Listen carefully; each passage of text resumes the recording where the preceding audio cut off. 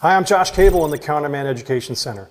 One of the most iconic components in a vehicle is the throttle body.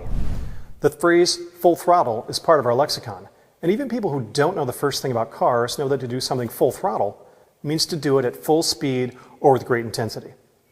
The throttle body is a valve that controls the amount of air that goes into the engine for combustion. When the driver presses down on the accelerator pedal, the throttle body's butterfly valve opens up and allows more air to pass into the intake manifold and then into the engine.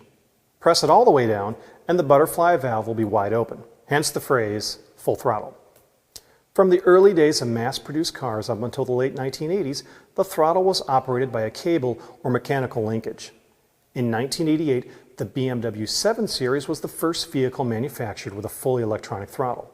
Today, just about every automaker has an electronic throttle system on board every make and model, and the throttle cable is a thing of the past.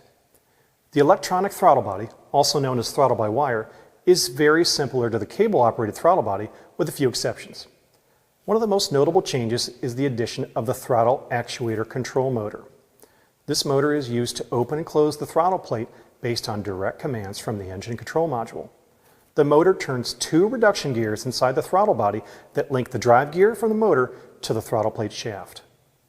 Another difference is the throttle position sensor, which has been redesigned for throttle-by-wire systems. The throttle position sensor is now two sensors, TPS1 and TPS2, inside one housing.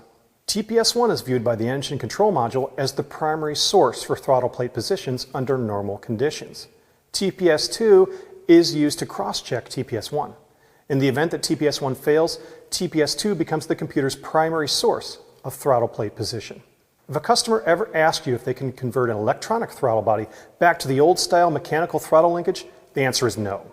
Electronics and computer controls are so embedded in today's engines that this type of modification is impossible. Vehicles need electronic throttle control to enable modern features such as adaptive cruise control and precise idle control. The electronic throttle body is a great example of how stepping on the accelerator pedal in a modern vehicle sets in motion a series of events in which a computer examines all the system inputs and calculates the reference signals from the sensors before making the call on whether or not it's safe for you to move. And it all happens in a split second. I'm Josh Cable. Thanks for watching.